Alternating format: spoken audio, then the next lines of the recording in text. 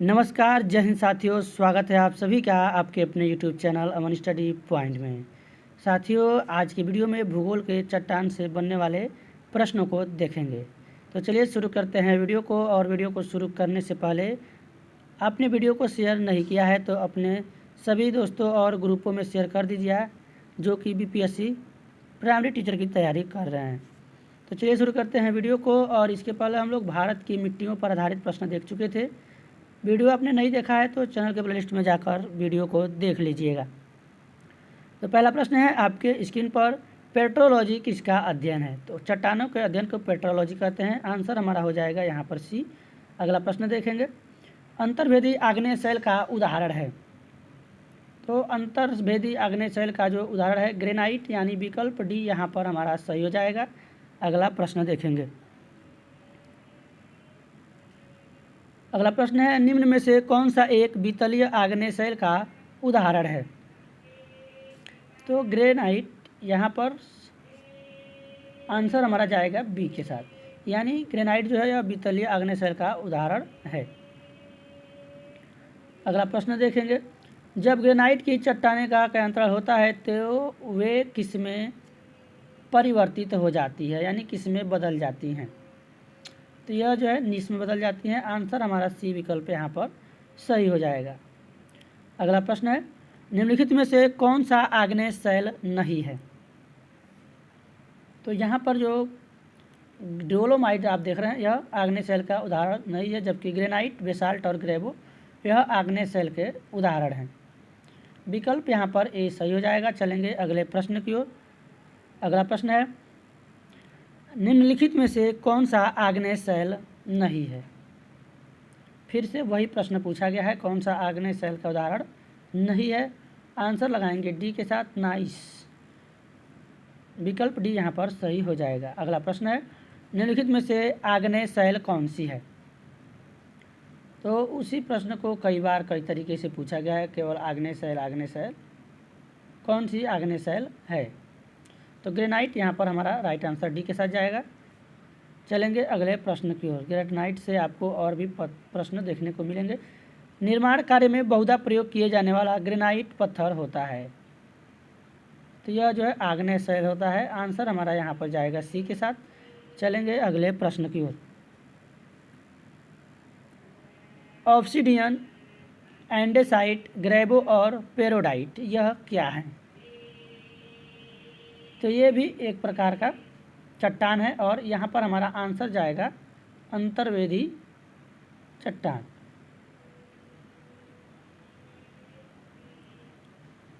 अंतर्वेदी नहीं होगा, इसमें जो है अंतर्वेदी और बहिर्वेदी दो चट्टान होते हैं। सॉरी, यहाँ पर बहिर्वेदी चट्टान हो जाएगा, यानी विकल्प सी हमारा यहाँ पर सही हो जाएगा। अगला प्रश्न देखेंगे, निम्नलिखित शैल प्रारूप की विशेषताओं पर विचार कीजिए। पिघले मैग्मा के शीतलन और ठोसीकरण से निर्मित पिघला लावा ठंडा होकर क्रिस्टल बनाता है। लावा पठार, लावा मैदान और लावा शील्ड बनाता है। तो यहाँ पर निम्नलिखित में से किस शैल में उपयुक्त विशेषताएं होती हैं?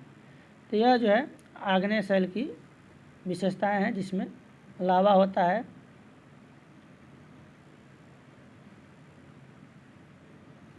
यानी विकल्प ए हमारा यहाँ पर सही हो जाएगा। मैग्मा और लावा जो ज्वालामुखी से निकलते हैं।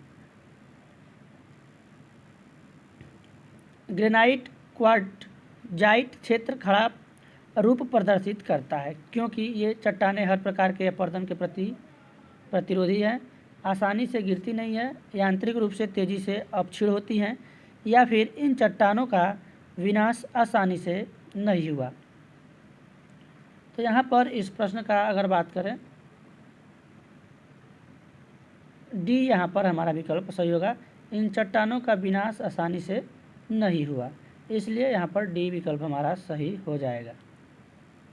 अगला प्रश्न है, अधोलिखित नीचे यानी नीचे लिखी कौन सी चट्टान में जीवाश्म नहीं पाए जाते हैं? तो जहाँ भी आपको आग्नेय शैल का उदाहरण मिले वहाँ पर आप लोग आंसर लगाएंगे। तो यहाँ पर आपको आग्नेय शैल नहीं देखने को मिल रहा है, तो उसी का एक उदाहरण होता है ग्रेनाइट। अभी हम लोगों ने अभी पढ़ा कि कौन सा आग्नेय शैल है, तो ग्रेनाइट।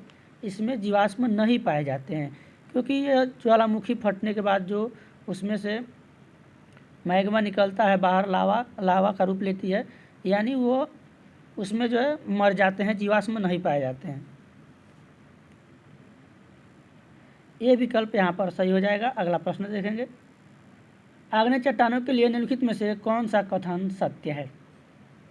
तो यहाँ पर कथन बताना है, वे जल के लिए सरंध्र होती है, उनमें पूरा जीवाश्म बहुत कम होते हैं, वे क्रिस्टलीय तथा अक्रिस्टलीय दोनों में ही होते हैं, या फिर इन चट्टानों में सिलिका नहीं होती है।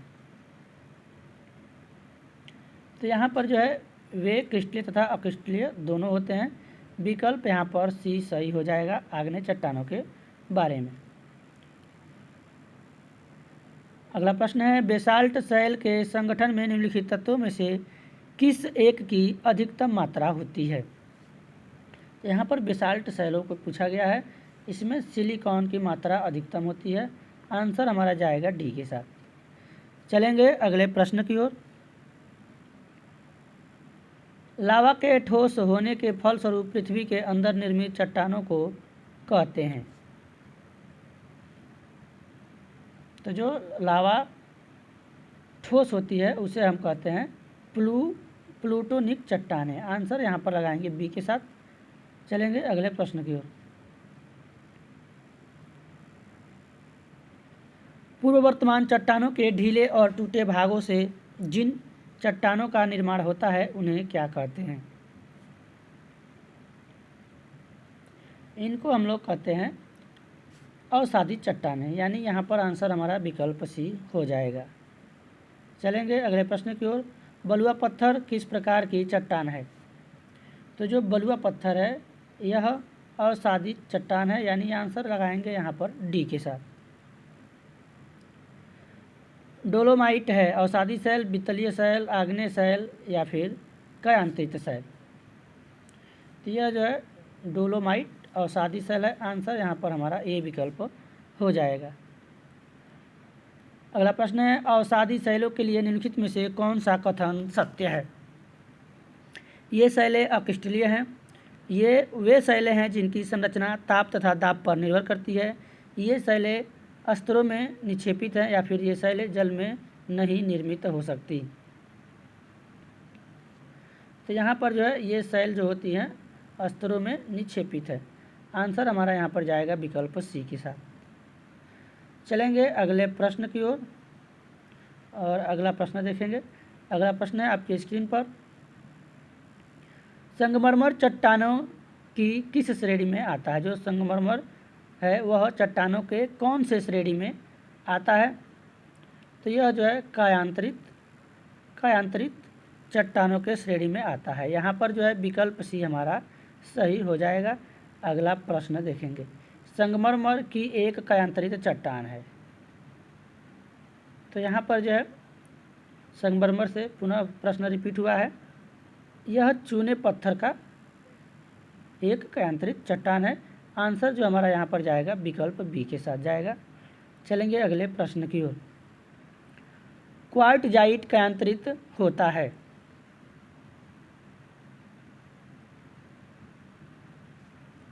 यह जो है बलुआ पत्थर से बना होता है। आंसर जो है हमारा यहाँ पर सी सही हो जाएगा। चलेंगे अगले प्रश्न की ओर। कायांतरण चट्टानों में क्या परिवर्तित कर देता है। कायांतरण चट्टानों में क्या परिवर्तित करता है, संरचना, गठन या फिर ए और बी दोनों, या फिर वास्तविक रासायनिक संयोजन। तो यहाँ पर जो है यह उसकी संरचना और गठन को परिवर्तित कर देता है कायांतरण चट्टान, इसलिए विकल्प सी हमारा यहाँ पर सही हो जाएगा। अगला प्रश्न है, सेल का कायांतरण निम्न में से किस शैलों में होता है। ग्रेफाइट, नाइस, मार्बल या फिर स्लेट। तो यहाँ पर आंसर हमारा ठीक विकल्प डी हो जाएगा, स्लेट। अगला प्रश्न है, निम्नलिखित में से कौन से कायांतरित शैल हैं। तो यहाँ पर कायांतरित शैल नीस और शिस्ट, यानी आंसर लगाएंगे बी के साथ। चलेंगे अगले प्रश्न की ओर। अगला प्रश्न है आपके स्क्रीन पर, निम्न में से किसे आप कायांतरित चट्टानों से संबद्ध करेंगे।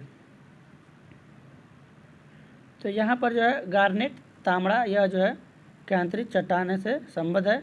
आंसर हमारा विकल्प ए के साथ चला जाएगा। चलेंगे अगले प्रश्न की ओर। पूरे 40 प्रश्न हम लोग देखेंगे, तो वीडियो आपको स्किप नहीं करना है, वीडियो में आप लोग बने रहिएगा। कौन सी चट्टानें प्राणियों के खोल यानी कवच और अस्थि कंकाल से बनती हैं? तो जो चूना प्रस्तर है, लाइमस्टोन, यह जो है ये जो चट्टानें हैं ये प्राणियों के खोल यानी कवच की और अस्थि कंकाल से बनती है। विकल्प बी यहाँ पर आंसर हो जाएगा। चलेंगे अगले प्रश्न की ओर। कोयला एक उदाहरण है। काफ़ी अच्छा प्रश्न है। और यह जो है कोयला यह परतदार चट्टानों का उदाहरण है। आंसर लगाएंगे सी के साथ। चलेंगे अगले प्रश्न की ओर। बलुआ पत्थर एक परतदार चट्टान है क्योंकि वह गर्मी से बनती है, मरुस्थल में बनती है या फिर पानी के नीचे बनती है। तो यहाँ पर जो है आंसर हो जाएगा सी। बलुआ पत्थर एक परतदार चट्टान है क्योंकि यह पानी के नीचे बनती है। चलिए चलते हैं अगले प्रश्न की ओर और देखते हैं अगले प्रश्न को। अगला प्रश्न है, परतदार चट्टानों के विषय के लिए दिए गए निम्नलिखित कथनों पर विचार कीजिए। परतदार चट्टानें पृथ्वी की सतह पर जलीय तंत्र द्वारा निर्मित होती हैं। परतदार चट्टानों के निर्माण में पूर्व विद्यमान चट्टानों का क्षण सम्मिलित होता है। परतदार चट्टानों में जीवाश्म होते हैं। या परतदार चट्टानें विशिष्ट रूप से परतों में पाई जाती हैं। इन कथनों में से कौन से कथन सही है, इसके हिसाब से आंसर लगाना है। तो यहाँ पर बात करें विकल्प का प्रश्न जो है हमारा, इसमें ऑप्शन नीचे है, तो आप लोग थोड़ा एक बार ध्यान से देखेंगे इसको। यह जो है 1 और 2, 1 और 2, 1 और 4, तो 3 और 4, यानी जो ये सारी बातें कही गई हैं परतदार चट्टानों के बारे में। यहाँ पर परतदार चट्टानों के निर्माण में पूर्व विद्यमान चट्टानों का क्षण सम्मिलित होता है। परतदार चट्टानों में जीवाश्म भी होते हैं, जबकि आग्नेय शैल में जीवाश्म नहीं होते हैं। इसको आप लोग याद रखेंगे। परतदार चट्टानें विशिष्ट रूप से परतों में पाई जाती हैं, यानी ये जो चारों तथ्य हैं, कथन है, ये जो है सही है। इसलिए आंसर हमारा जाएगा डी के साथ। अगला प्रश्न है, रूपांतरित चट्टानों की उत्पत्ति रिक्त स्थान चट्टानों से होती है। तो यह जो है आग्नेय शैल तथा तलछटी दोनों चट्टानों से होती है। आंसर हमारा विकल्प यहाँ पर सी के साथ जाएगा। चलेंगे अगले प्रश्न की ओर। निम्नलिखित में से कौन रूपांतरित चट्टान नहीं है? तो यहाँ पर जो है रूपांतरित डायोराइट रूपांतरित चट्टान नहीं है। स्लेट, सिस्ट, फाइलाइट यह जो है रूपांतरित चट्टान है। आंसर जाएगा सी के साथ। चलेंगे अगले प्रश्न की ओर। अगला प्रश्न है आपके स्क्रीन पर।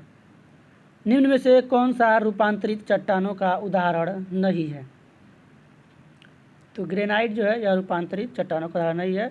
बार बार हमने अभी शुरू में ही ग्रेनाइट पे बहुत सारे प्रश्न देखे हैं जो किससे संबंधित है, आग्नेय चट्टानों से संबंधित है। आग्नेय शैल कह सकते हैं या फिर आग्नेय चट्टान, इसलिए आंसर जाएगा डी के साथ। चलेंगे अगले प्रश्न की ओर। निम्नलिखित में से कौन रूपांतरित चट्टान नहीं है? पुनः से वही प्रश्न रिपीट हो गया है दोबारा से, तो यहाँ पर फिर से हम लोग ग्रेनाइट को ही आंसर लगाएंगे। एक ही प्रश्न, बस विकल्प इसका इधर उधर कर दिया गया है। सी विकल्प सही हो जाएगा। जब ग्रेफाइट चट्टानें रूपांतरित होती है तो उसमें क्या बनता है? तो जो ग्रेफाइट चट्टानें हैं रूपांतरित होती हैं तो उसमें बनता है संगमरमर, यानी सी विकल्प यहाँ पर हमारा सही हो जाएगा। सॉरी, यहाँ पर नाइस बनेगा, संगमरमर नहीं बनेगा। तो यहाँ पर आंसर हमारा विकल्प बी हो जाएगा। चलेंगे अगले प्रश्न की ओर। निम्नलिखित में से कौन सा विकल्प रूपांतरित चट्टानों की व्याख्या सबसे अच्छी तरह से करता है? रूपांतरित चट्टानें एक तरल मैग्मा जमाव से बनती हैं। रूपांतरित चट्टानें पिघले हुए पदार्थ के जमाव से बनती हैं जो पृथ्वी की सतह पर बहता है। या फिर रूपांतरित चट्टानें मौजूदा चट्टानों के प्रत्यक्ष परिवर्तन से बनती हैं। या रूपांतरित चट्टानें परतों के एकत्रित होने से बनती है। तो ये तो जो लावा वाला है यह आग्नेय शैल होता है। यहाँ पर अगर आंसर की बात करें तो रूपांतरित चट्टानें मौजूदा चट्टानों के प्रत्यक्ष परिवर्तन से बनती है। यहाँ पर सी विकल्प हमारा सही हो जाएगा। अगला प्रश्न देखेंगे, सूची 1 और सूची 2 से सुमेलित कीजिए और सूचियों के नीचे दिए गए कूट का प्रयोग कर सही उत्तर चुनिए। तो यहाँ पर सूची दे दी गई है, मूल शैल, कयांत्रित शैल, इसके आधार पर आंसर लगाना है।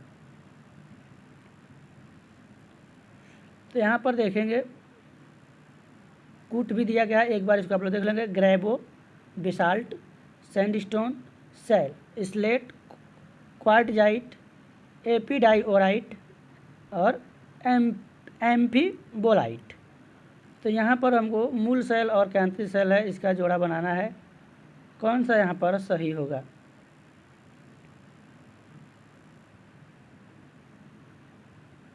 तो यहाँ पर देखेंगे जो ग्रेवो है यह एपिडाइओराइट के साथ चलेगा और बेसाल्ट का जो मेल होगा एम्फीबोलाइट और यहाँ पर सैंडस्टोन यह चला जाएगा क्वार्टजाइट के साथ और एक बचा है शैल, ये हो जाएगा स्लेट के साथ। तो यहाँ पर आंसर की अगर हम बात करें कूट में देखेंगे, आंसर आपका जो मिलेगा विकल्प डी में। चलिए देखते हैं अगले प्रश्न को। निम्नलिखित कथनों पर विचार कीजिए। बेसाल्टी लावा में सिलिका अंश अपेक्षाकृत न्यून और लौह तथा मैग्नीशियम अंश अपेक्षाकृत उच्च होता है। बेसाल्टी लावा अन्य प्रकार के लावा की तुलना में हमेशा ही अधिक श्यान होता है।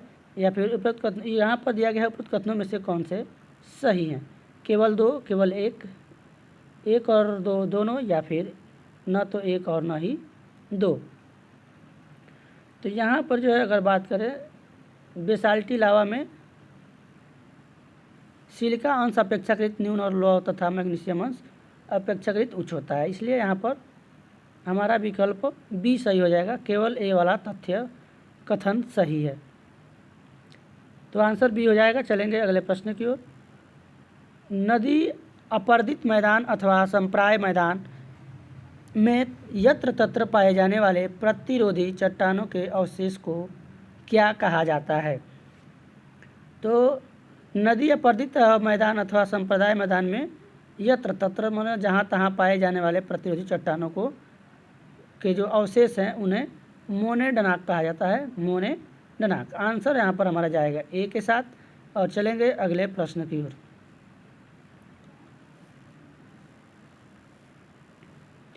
अगला प्रश्न है आपके स्क्रीन पर, भारत में निम्नलिखित भौमिकीय शैल क्रमों में से किसमें लौह अयस्क का समृद्ध भंडार पाया जाता है? तो यहाँ पर जो धारवाड़ क्रम देख रहे हैं आप लोग, विकल्प डी, आंसर यहाँ पर जाएगा डी के साथ। थोड़े से प्रश्न और बचे हैं, वीडियो में आप लोग बने रहिएगा। रेगिस्तान क्षेत्र में मशरूम चट्टान का निर्माण किसका उदाहरण है? तो यह अपर्दन का उदाहरण है। मशरूम जो चट्टान है यह रेगिस्तान क्षेत्र में अपर्दन का उदाहरण है। यहाँ पर हमारा विकल्प ए सही हो जाएगा। चलेंगे अगले प्रश्न की ओर। किसी चट्टान को स्वस्थान पर तोड़ देना कहलाता है, तो उसके स्थान पर तोड़ देना अपक्षयण कहलाता है। विकल्प बी यहाँ पर सही हो जाएगा। किसी चट्टान को स्वस्थान पर तोड़ देना ही वह अपक्षयण कहलाता है। सर्वप्राचीन शैल समूह की आयु आंकी जाती है। C14 विधि से, पोटेशियम आर्गन विधि से, RASI विधि से, या फिर यूरेनियम लेड विधि से। तो यहाँ पर जो सर्वप्राचीन शैल समूह है उसकी आयु यूरेनियम लेड विधि से मापी जाती है। विकल्प डी यहाँ पर सही हो जाएगा। चलेंगे अगले प्रश्न की ओर। अगला प्रश्न है, मुंगेर की चट्टानों के संरक्षण के लिए भारत सरकार ने निम्नलिखित में से किसे समुद्री पार्क घोषित किया? तो जो कच्छ की खाड़ी है उसको भारत सरकार ने समुद्री पार्क घोषित किया है। आंसर जाएगा यहाँ पर विकल्प ए के साथ। चलेंगे अगले प्रश्न की ओर। जल निर्गम छिद्र किस प्रकार की स्थलाकृति में पाए जाते हैं? चूना क्षेत्र, मैदानी, मरुस्थल या फिर टुंड्रा? तो ये पाए जाते हैं चूना क्षेत्र में। आंसर हो जाएगा विकल्प ए। चलेंगे अगले प्रश्न की ओर। मात्र 2 प्रश्न और हम लोग देखेंगे। निम्न में से कौन सा कथन असत्य है? असत्य कथन यहाँ पर बताना है। हिमालय विश्व में सबसे नवीन वलित पर्वतों में को प्रदर्शित करते हैं। भौमिकीय दृष्टि से प्रायद्वीप क्षेत्र भारत का सबसे प्राचीन भाग है। भारत के पश्चिमी समुद्र तट का निर्माण नदियों के जमाव की क्रिया द्वारा हुआ है। या फिर भारत में गोंडवाना शिलाओं में कोयले का बृहत्तम भंडार है। तो इसमें से कोई एक विकल्प हमारा सही है, बताना है। आंसर यहाँ पर हम लगाएंगे सी के साथ। भारत के पश्चिमी समुद्र तट का निर्माण नदियों के जमाव क्रिया द्वारा हुआ है। अगला प्रश्न है, भू अभिनतियाँ क्या हैं? तो भू अभिनतियाँ जो है यह भूपटल में प्रमुख संरचनात्मक नतवलन है, यानी यहाँ पर हमारा ए विकल्प सही हो जाएगा। अगला प्रश्न देखेंगे, मृदा और शैलखंडों के नीचे खिसकने की घटना को क्या कहा जाता है? तो जो मृदा और शैलखंड है वो नीचे खिसकती हैं, तो इसको भूस्खलन कहा जाता है। भूस्खलन यानी स्लाइड होता है मृदा का और पत्थरों का, जो पत्थर के टुकड़े हैं, तो उसी को हम लोग भूस्खलन के नाम से जानते हैं। तो आंसर हमारा हो जाएगा ए। आज की वीडियो में बस इतना ही। वीडियो कैसा लगा कमेंट बॉक्स में ज़रूर बताएं, और वीडियो पसंद आया हो तो वीडियो को लाइक और शेयर कर दें, और चैनल पर पहली बार हैं तो चैनल को सब्सक्राइब कर लें इसी तरह के वीडियो देखने के लिए। धन्यवाद। जय हिंद।